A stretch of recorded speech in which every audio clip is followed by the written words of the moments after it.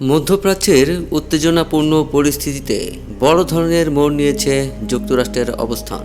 Hormuz প্রণালী ঘিরে সামরিক চাপ বজায় রেখেও এখন কূটনৈতিক সমাধানের দিকে এগোচ্ছে ওয়াশিংটন। যুদ্ধের আক্রমণাত্মক ধাপ শেষ করে প্রজেক্ট ফ্রিডম নামে নতুন অভিযানে যাওয়ার ঘোষণা দিয়েছে যুক্তরাষ্ট্র, যার লক্ষ্য আন্তর্জাতিক জাহাজ চলাচল স্বাভাবিক করা এবং একই সঙ্গে ইরানের সঙ্গে একটি সমঝোতায় পৌঁছানো।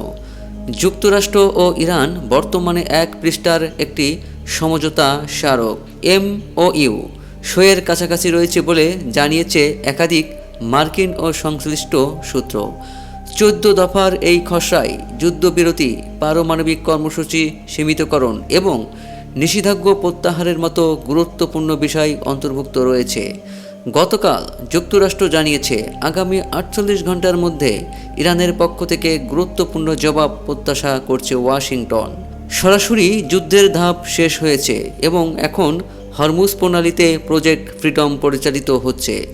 এই অভিযানের মাধ্যমে আটকে পড়া জাহাজগুলোকে নিরাপদে চলাচলের সুযোগ করে দেওয়ার কথা বলা হচ্ছে, যদিও এই সামরিক উপস্থিতি বজায় রেখেই আলোচনায় এগোতে চায় যুক্তরাষ্ট্র। প্রেসিডেন্ট ডোনাল্ড ট্রাম্প ও হরমুজের সামরিক অভিযান সম্প্রসারণ থেকে আপাতত সরে এসে আলোচনা এগিয়ে নেওয়ার ইঙ্গিত দিয়েছেন। তার ভাষ্য অনুযায়ী একটি সম্ভাব্য চুক্তি যাচাইয়ের সুযোগ দিতেই সাময়িকভাবে অভিযান স্থগিত রাখা হয়েছে। প্রস্তাবিত সমঝোতার স্মারকের খসড়া অনুযায়ী ইরান ইউরেনিয়াম সমৃদ্ধকরণ কর্মসূচি সামরিকভাবে স্থগিত রাখবে। সম্ভাব্য মেয়াদ 12 থেকে 15 বছর। যুক্তরাষ্ট্র ধাপে ধাপে অর্থনৈতিক নিষেধাজ্ঞা তুলে নেবে। বিদেশে আটকে থাকা ইরানের কয়েকশো কোটি ডলার ছাড় করা হবে। হরমুজ প্রণালীতে জাহাজ চলাচলের ওপর থাকা বিধিনিষেধ তুলে নেওয়া হবে। যুদ্ধের আনুষ্ঠানিক সমাপ্তি ঘোষণা করা হবে। 30 দিনের নিবিড় আলোচনার মাধ্যমে একটি পূর্ণাঙ্গ চুক্তির চেষ্টা করা হবে।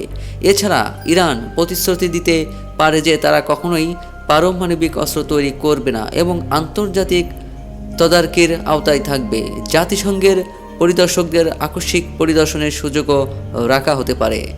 বিশ্বের জ্বালানি সরবরাহের অন্যতম গুরুত্বপূর্ণ পথ হরমুজ প্রণালী। বৈশ্বিক তেল ও গ্যাসের প্রায় 1/5 এই পথ দিয়ে পরিবাহিত হয়। যুদ্ধ শুরুর পর এই সরবরাহ কার্যত ব্যাহত হওয়ায় বিশ্ববাজারে তেলের দাম বেড়ে গিয়েছিল, তবে সাম্প্রতিক শান্তি আলোচনার অগ্রগতির ইঙ্গিতে আবার দাম কমতে শুরু করেছে। যুক্তরাষ্ট্রের দাবি, তারা এই প্রণালীতে আন্তর্জাতিক বাণিজ্য ও মানবিক সরবরাহ নিশ্চিত করতে কাজ করছে, তবে ইরান এটিকে তাদের সার্বভৌমত্বের প্রশ্ন হিসেবে দেখছে। ইরান হরমুজ প্রণালীতে নিজেদের নির্ধারিত করিডর ছাড়া অন্য পথে জাহাজ চলাচলের বিরুদ্ধে কঠোর হুঁশিয়ারি দিয়েছে। দেশটির বিপ্লবী গার্ড বাহিনী জানিয়েছে, অনুমোদিত পথ এড়িয়ে চললে কঠোর জবাব দেয়া হবে। এছাড়া ইরান দাবি করেছে তারা সম্প্রতি কেশম দ্বীপ এলাকায় অনুপ্রবেশকারী ড্রোন প্রতিহত করেছে, যদিও কোনো ক্ষয়ক্ষতির কথা অস্বীকার করা হয়েছে। তবে এটি প্রমাণ করে যে যুদ্ধবিরতি চললেও উত্তেজনা পুরোপুরি প্রশমিত হয়নি।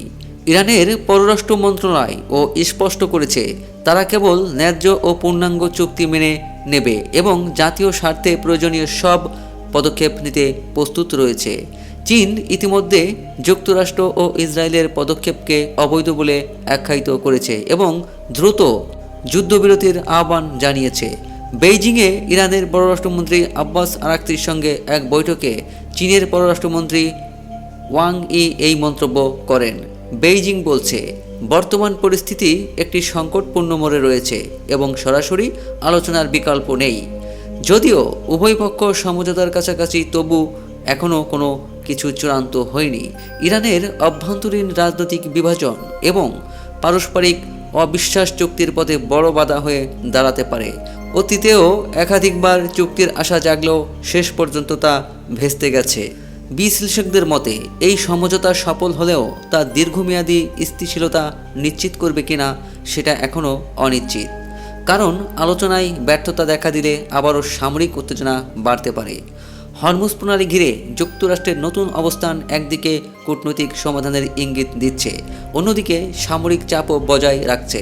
ইরানও আলোচনায় আগ্রহী হলেও কঠোর শর্তে অটল। ফলে পরিস্থিতি এখনও ভঙ্গুর, যেখানে একদিকে শান্তির সম্ভাবনা, অন্যদিকে নতুন সংঘাতের আশঙ্কা সমানভাবে বিদ্যমান।